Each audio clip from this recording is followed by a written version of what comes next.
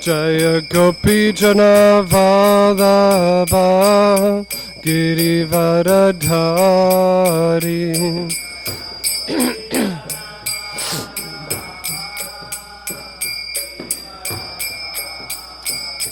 Jaya Gopi Jana Vallabha Girivaradhari.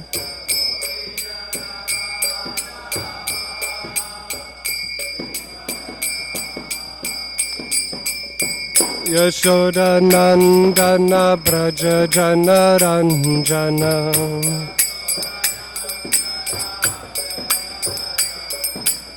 Yashoda Nandana Braja Jana Ranjana.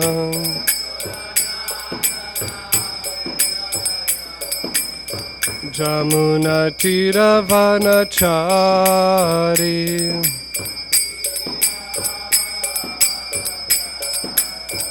Jamuna Tira Vanachari.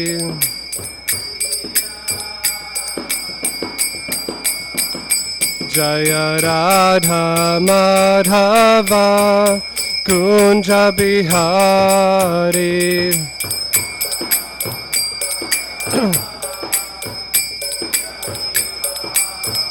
Jaya Radha Madhava Kunja Bihari.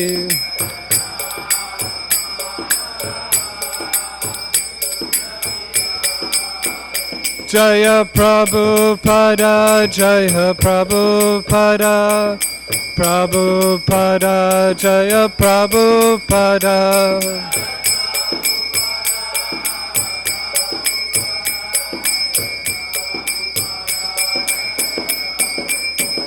Gurudev, Gurudev, Gurudev, Jaya Jaya Gurudev.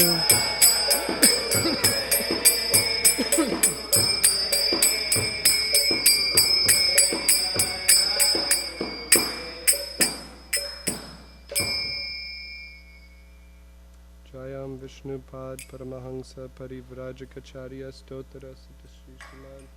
His Divine Grace A.C. Bhaktivedanta Swami Srila Prabhupada Ki. Jayam Vishnupad Paramahansa Parivrajacharya Stotara Sita Shri Sriman. Divine Grace Bhaktisiddhanta Saraswati Thakur Srila Prabhupada Ki.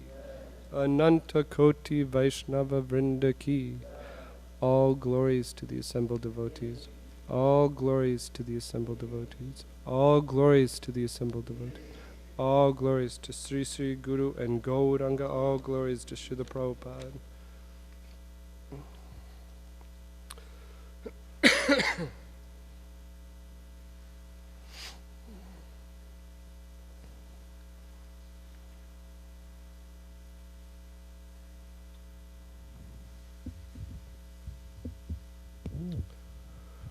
Om Namo Bhagavate Vasudevaya.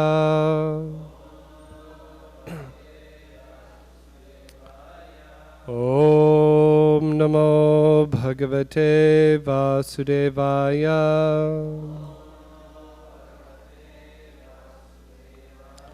Om Namo Bhagavate Vasudevaya.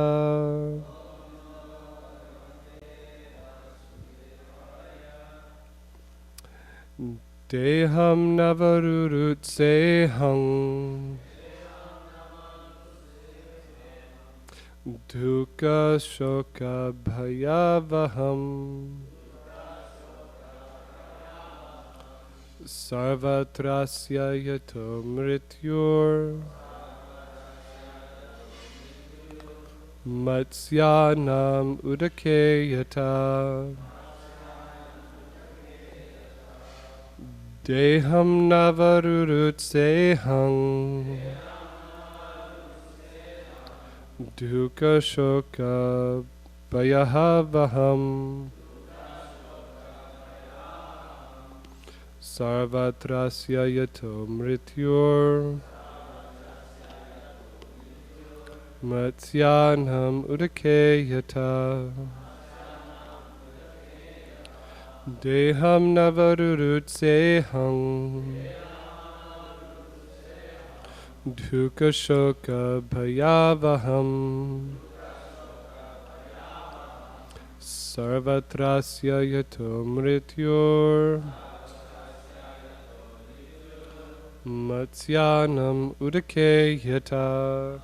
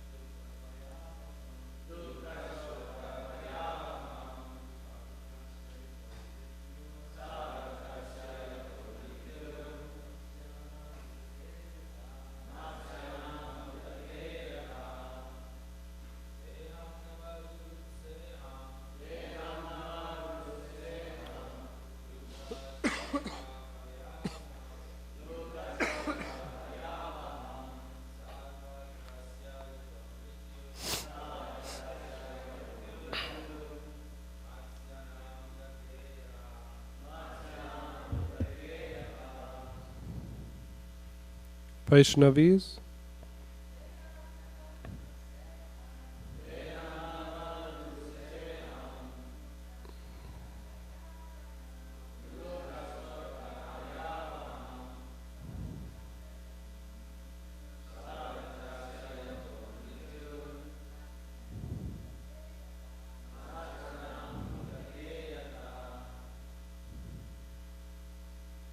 Deham, a material body, na, not, avarurutse, desire to accept, aham, I, dukkha shoka bhaya avaham, which is the cause of all kinds of distress, lamentation and fear. Sarvatra, always and everywhere, within this universe. Asya, of the living entities who have accepted material bodies. Yataha, because. Mrityu, death. Matsyanam, of the fish. Udake, living within the water. Yata, like. Translation. I do not wish to accept a material body, for such a body is the source of all distress, lamentation, and fear everywhere in the universe, just as it is for a fish in the water, which lives always in anxiety because of fear of death.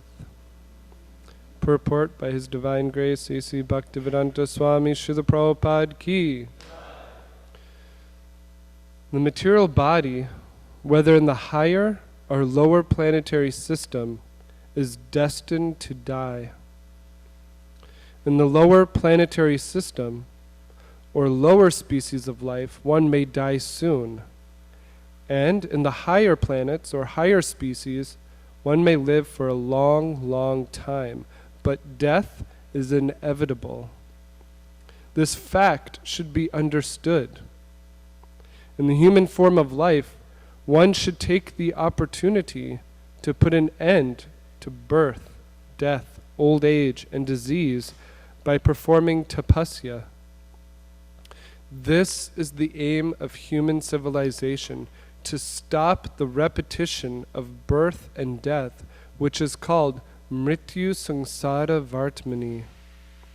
This can be done only when one is Krishna conscious or has achieved the service of the lotus feet of the Lord. Otherwise, one must rot in this material world and accept a material body subject to birth, death, old age, and disease. The example given here is that water is a very nice place for a fish, but the fish is never free from anxiety about death, since big fish are always eager to eat the small fish. Palguni tatra mahatam. All living entities are eaten by bigger living entities. This is the way of material nature. Ahastani sahastanam apadani chatushpadam palguni tatra mahatam jiva jivasya jivanam. Those who are devoid of hands are prey for those who have hands. Those devoid of legs are prey for the four-legged. The weak are the subsistence of the strong, and the general rule holds that one living being is food for another.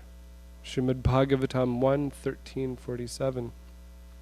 The Supreme Personality of Godhead has created the material world in such a way that one living entity is food for another. Thus, there is a struggle for existence. But although we speak of survival of the fittest, no one can escape death without becoming a devotee of the Lord. Harim vina nayava sritam taranti. One cannot escape the cycle of birth and death without becoming a devotee. This is also confirmed in Bhagavad Gita 9:3. Aprapya mam nivartante mrityu samsara vartmani. One who does not attain shelter at the lotus feet of Krishna must certainly wander up and down within the cycle of birth and death. Om Jnana Timarandasya Gananjana Shalakaya Chakshuran Militam Yena Tasmai Shri Gurave Namaha Sri Chaitanya Manobishtam Stapitam Yena Bhutale Svayam Rupa Kadamayam Dadati Svapadantikam Vanchakalpa Tarubhyascha Kripa Sindubhyevacha Patitanam Pavanebhyo Vaishnavebhyo Namo Namaha. Jai Sri Krishna Chaitanya Prabhu Nityananda Sri Advaita Gadadhar Sri Vasari Gaura Bhaktivinoda. Hare Krishna Krishna Krishna Hare Hare Hare Rama Rama Rama Hare Hare.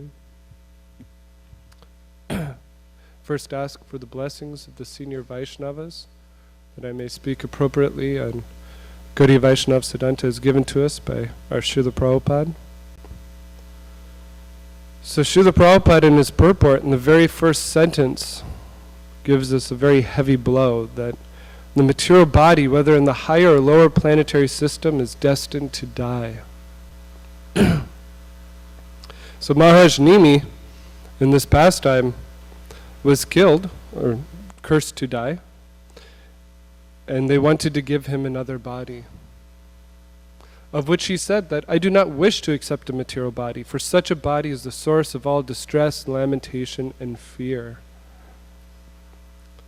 So Maharaj Nimi had some tattva gyan, he had some knowledge that he didn't want to take birth again in a material body, and we'll see that he actually gets a spiritual body.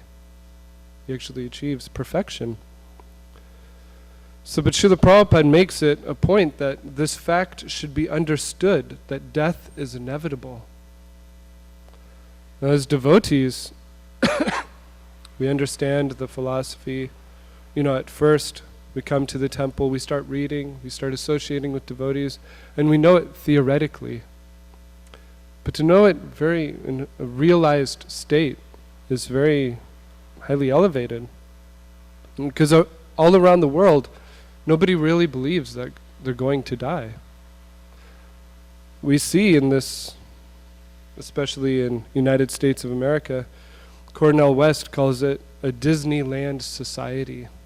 From the moment we're born, we're fed fairy tales about a prince and a princess. They get together after some struggles and they live happily ever after.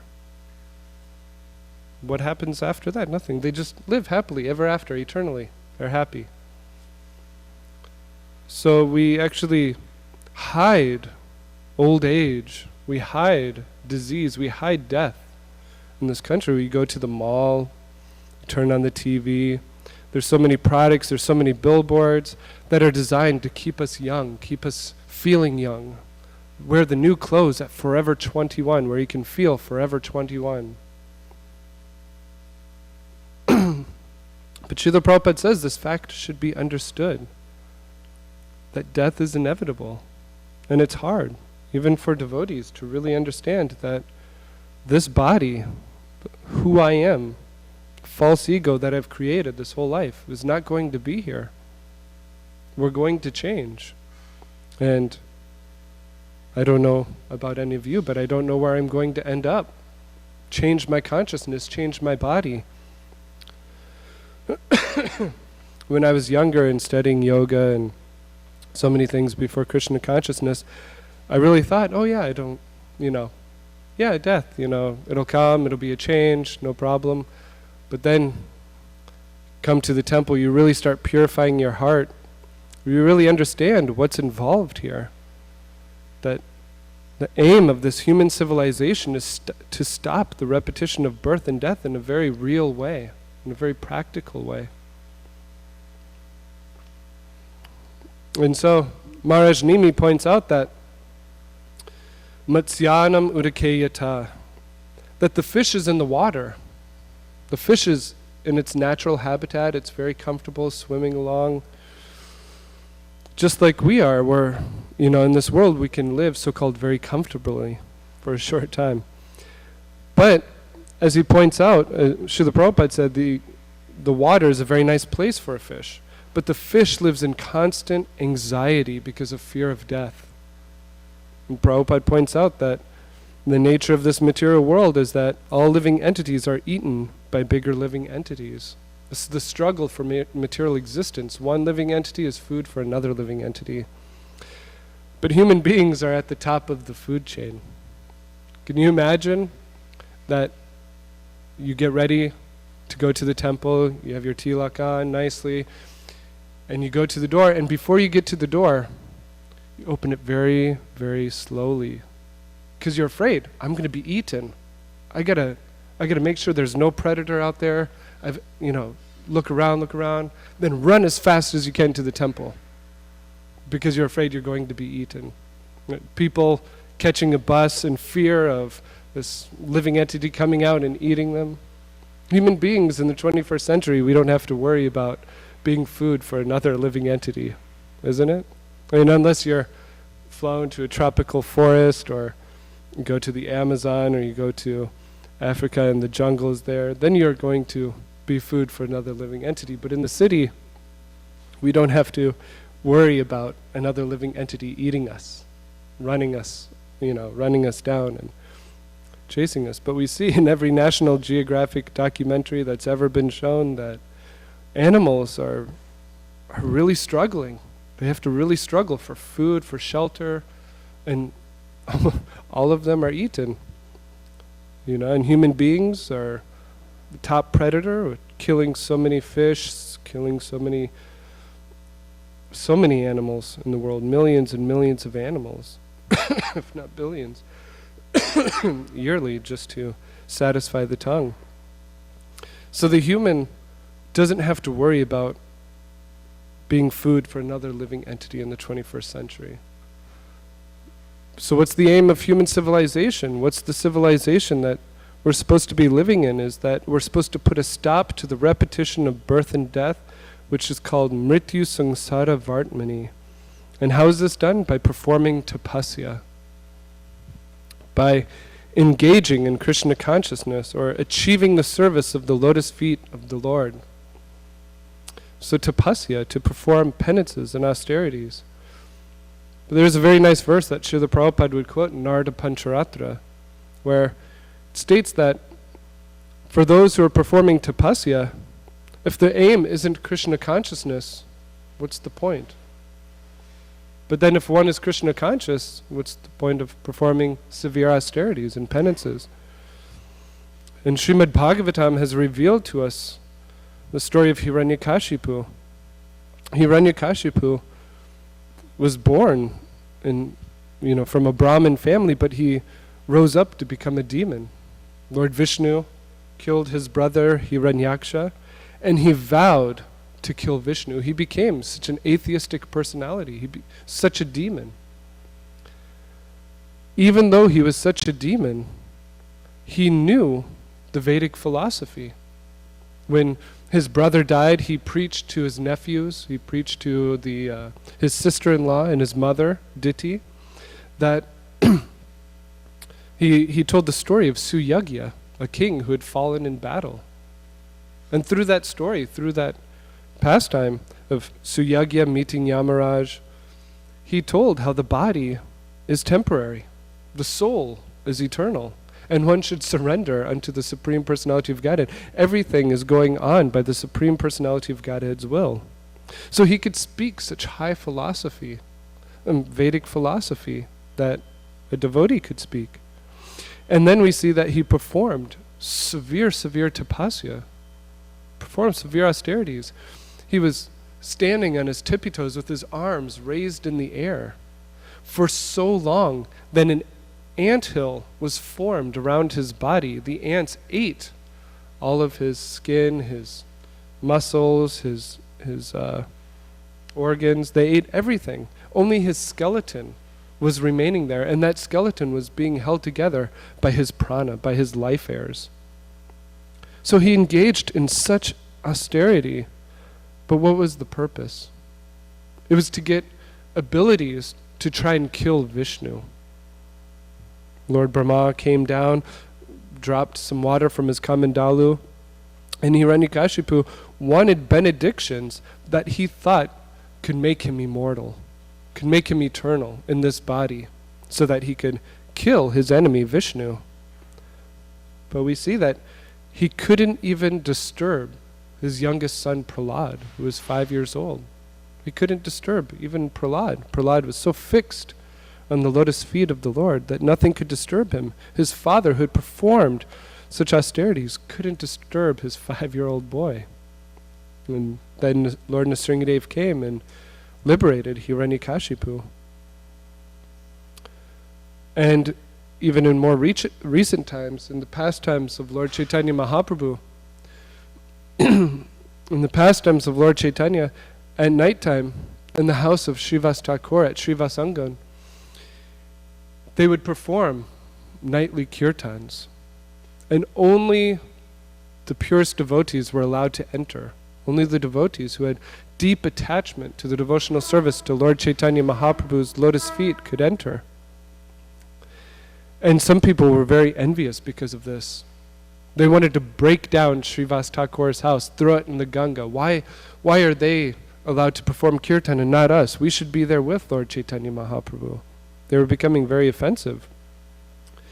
But they wanted it to be private because while they would engage in kirtan, they would do kirtan in such ecstasy. It wasn't just some simple sit-down kirtan. It was the time where Lord Chaitanya Mahaprabhu would gather with his most intimate associates, and they would perform Prem Sankirtan. They would perform the highest kirtan and divine love of God. And so Advaita Acharya would be running here and there. Gadadhar Pandit and Lord Nityananda, they would be dancing in ecstasy together, spinning around. Lord Chaitanya Mahaprabhu would be exhibiting all of the 8 sattvika bhavs, hair standing on end, tears coming down his face. It was a chance for them to really call out to the Lord, be uninhibited. And so, one day, this brahmachari, who drank only milk, he came to Srivas Thakur, and he told Srivas Thakur, please let me in. Please, I just want to see the dancing of Lord Chaitanya Mahaprabhu. Please let me in just one time. And so Srivas Thakur, he said, yes, you're a simple brahmachari. You never eat anything cooked. You only drink milk. You're such a, you're a pure soul.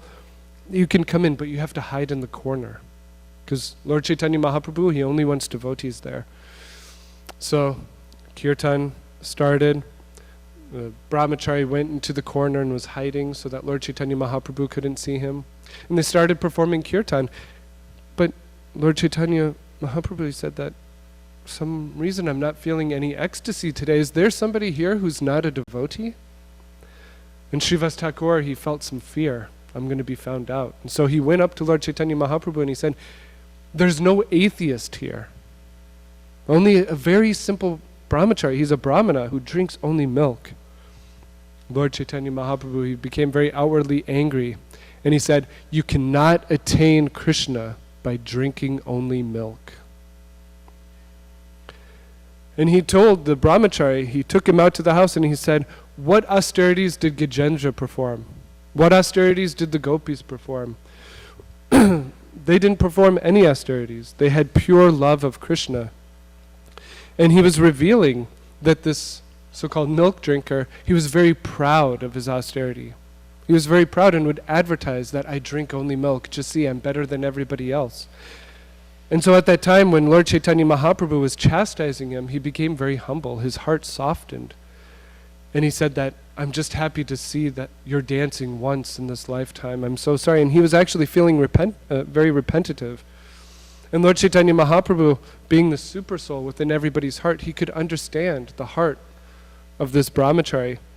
And so he actually hugged him and he said, yes, see, this is the mood of a devotee, to be always humble and not to rely on such proud austerities. So Lord Chaitanya Mahaprabhu, he revealed that it's not just through austerities that one can serve Krishna.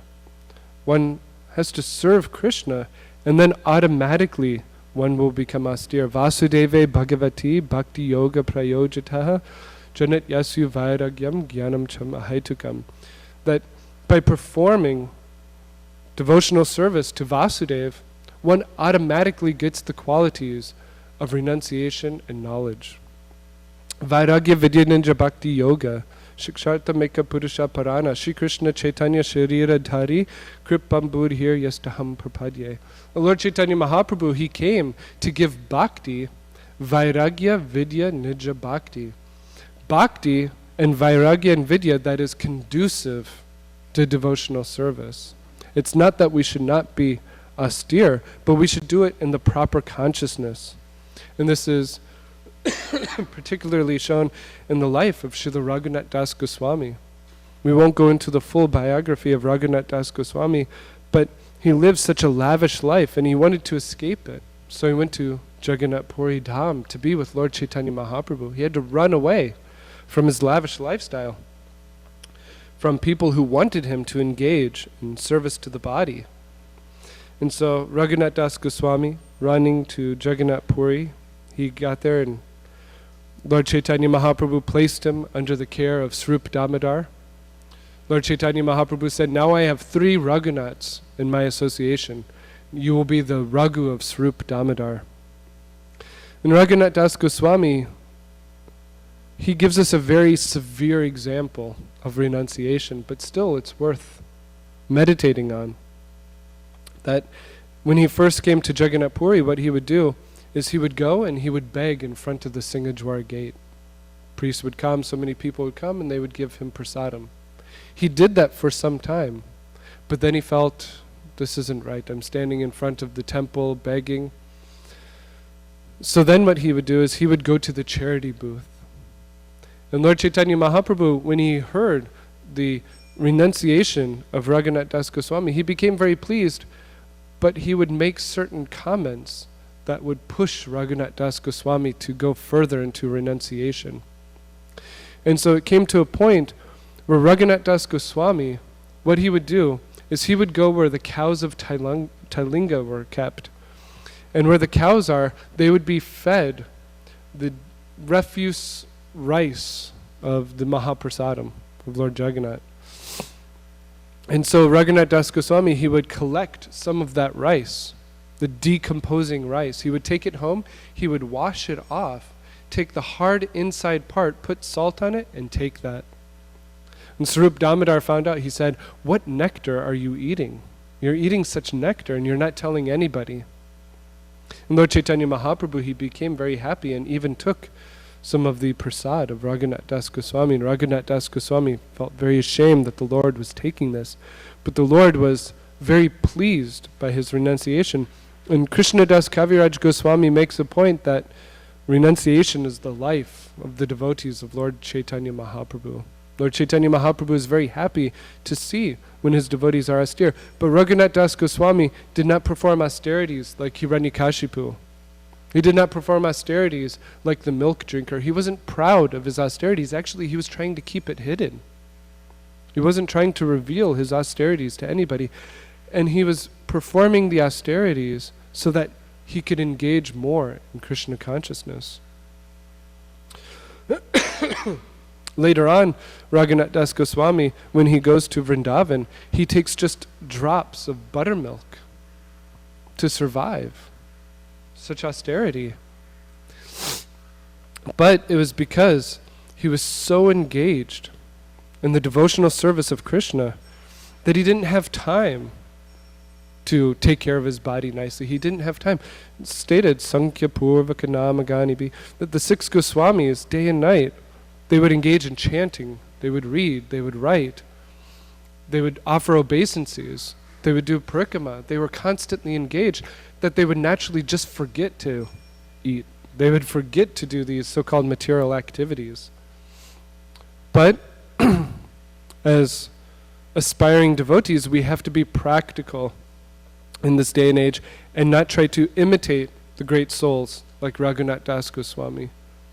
We have to try and emulate, know what our body can properly do and not do, and that means taking guidance from senior devotees. Because there is a chance that we can try and become austere like Raghunath Das Goswami and then become very sick because we're not doing it in a proper way. But we should have a mentality that on Ekadasis we can fast. Every special day we can take some time to chant more and perform austerities in a proper mood. So we shouldn't be death conscious, constantly worrying about death. We shouldn't be austerity conscious, trying to make sure we're performing austerities. But we should be Krishna conscious, which Srila Prabhupada says, achieving the service of the lotus feet of the Lord. And then everything else will come. Ainanda tanuja kinkaram patitamam vishame bhavamburo kripaya tava padapankajas tutuduli sadrisham chintaya. That, oh my Lord, somehow or other I've fallen into this ocean of birth and death, samsara. Fallen into this ocean of death, but please pick me up from this ocean of death and place me as one of the atoms at your lotus feet. This is the mentality of a devotee, that they're constantly trying to position themselves at the lotus feet of the Lord, to serve the lotus feet of the great souls. So I've been kind of meditating on Bhaja Hure Mana Sri Nanda Nandana Abhaya Charanara Vindare. Srila Prabhupada's purport to this bhajan is really, really amazing. If anybody gets a chance, you should really listen to the full purport. I'm sure you have, but I haven't listened to it for a long time. But listening to the purport, Srila Prabhupada really makes some strong points. That Bhaja Hure Mana Sri Nanda Nandana. He's Govinda Das Kaviraj, he's preaching to the mind. And Srila Prabhupada says that actually we can't do anything without clarity of mind. If our mind is so disturbed, we can't do anything. So Bhaja Hure Mana Sri Nanda Nandana. We have to worship Sri Nanda Nandana. And Srila Prabhupada says there's so many different Krishnas. In that purport he says there's so many different Krishnas, but we're particularly concerned about Krishna that's been born from Nanda Maharaj and Yashoda Mai. And so, Durlabha Manava Janama Satsange, that this human birth is such a rare opportunity. And we can cross over this material existence. How? Satsanga, by associating with the Vaishnavas, with associating with the sadhus. Sita atapa vatavarishana. That I'm suffering, going through this heat and cold, going through all these dualities day and night. Sita atapa vatavarishana. Just serving. Vipale sevinu kripana durajana. Srila Prabhupada says he says kripana durajana means wicked persons. I'm serving wicked men. Srila Prabhupada says we're engaging in serving outsiders. Very interesting. Vipale sevini kripana durajana chapala sukha lava lagire. We're going through heat and cold, all these dualities, day and night. Why? Just for some chapala sukha. Just for some flickering happiness. And Srila Prabhupada points out that this happiness in the material world, there has to be a little bit of happiness there for somebody to work day and night, for somebody to go through this material existence and struggle through. So what is that happiness? It's like a drop in the desert. You're walking in the desert, it's so dry, you're dying of thirst, and you get a little drop. And you think, oh, I can go on. This is chapala sukha. Edhana yovana putra parijana itekiache paratitire. The wealth, the sons and relatives, everything that material we have in this world, it's not going to save us. It's not really going to help us. But what's going to, and why isn't it going to help us? Because kamala dalajala jivana talamala. Kamala dalajala, like a drop of water that's tottering, hanging on a lotus leaf. That's what this life is like. It's like a drop of water hanging on a lotus leaf. And if anybody's gotten a lotus flower and you've tested out, you put water on the lotus and it just rolls right off. So at any moment, we see in this world, so many things that go on in this world. People are going about their day and just gone. It's really amazing. I mean, to see that anybody can't understand that this body is temporary. Have to be in such illusion. But that's the power of Mahamaya, creates such an illusion. So kamala dala jala jivana talamala bhaja hu hari paranitire. We have to serve the lotus feet of the Lord. And Srila Prabhupada says that in this bhajan, from up to this point, Govinda Das Kaviraj, he's making a point that we shouldn't do this, we shouldn't do that. Right? We shouldn't try for chapala sukha. We shouldn't try to take shelter of our wealth, our good birth, our family members in this world. But what's the positive? Srila Prabhupada says the positive, Shravana Kirtana Smarana Vandana Pada Sevana Dasyare. That hearing, chanting, remembering the Lord, serving the lotus feet, becoming a servant, becoming a friend, and surrendering everything, Atma Nivedana. This is the positive aspect of Krishna consciousness. We have so many positive things in this philosophy. We can really get stuck in, I'm going to die. Oh my God, I have to worry, I'm going to die. I have to do this, I have to do so many things. But the positive engagement in Krishna consciousness is so nice and it's so easy.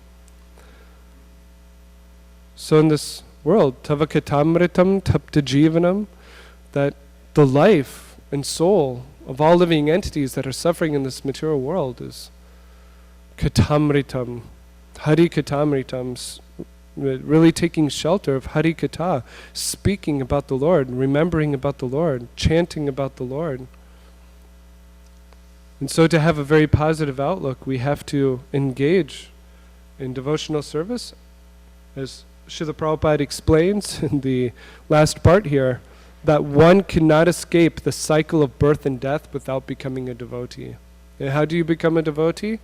By serving other devotees, associating with other devotees, and taking what Srila Prabhupada gave us very seriously, trying to inspire others. So I'll stop there if there's any comments or questions or corrections. If not, Grantaraj Srimad Bhagavatam ki, Srila Prabhupada ki.